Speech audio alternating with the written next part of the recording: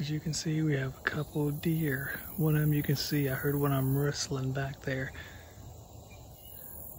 He's looking straight at us. Now see, we start moving, he'll probably freak out.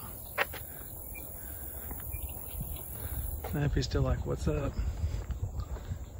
You better hide before hunting season. You don't have survival instincts. Hey deer, what are you doing?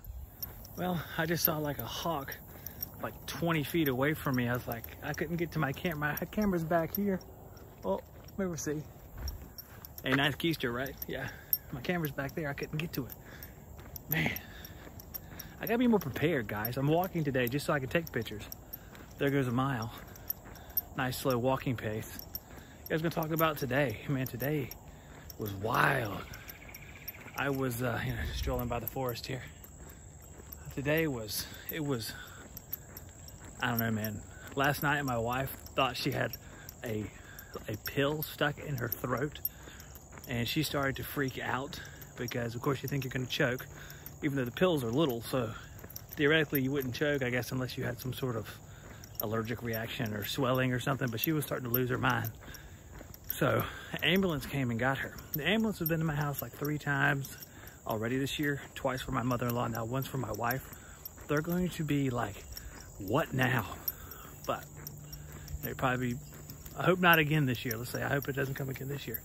So, they took her, they examined her, and they decided they couldn't do anything because that hospital didn't do endoscopy. So we had to come back this morning, and mind you, this was like 12:30, 1 a.m.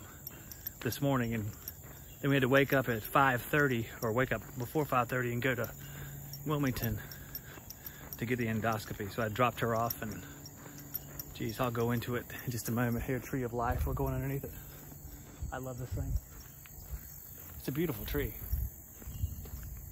But we gotta cut through over here, then I'll get back to this story because it was quite a day. I drop her off. I have to get back to the house as fast as I can because Jackson has preschool, and Jackson can't go in the hospital, so I can't go in there and wait. And there's no one to watch Jackson because the other kids are going to school.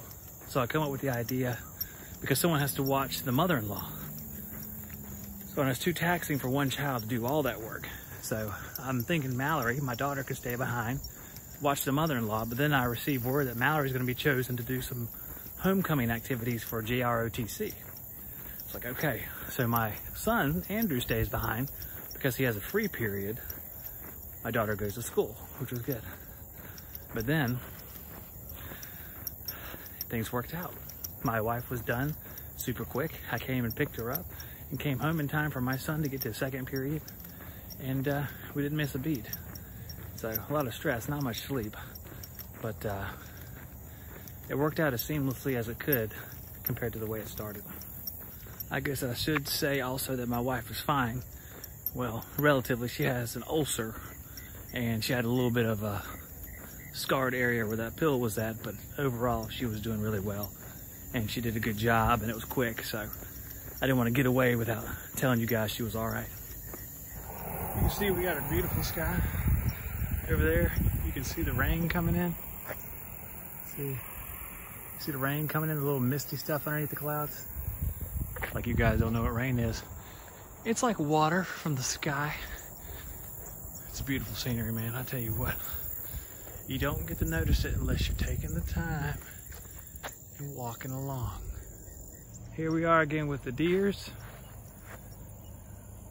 I don't know if these deers are gonna be like the last deers.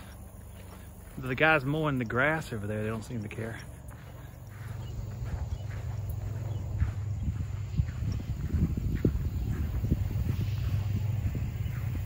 Bye, guys.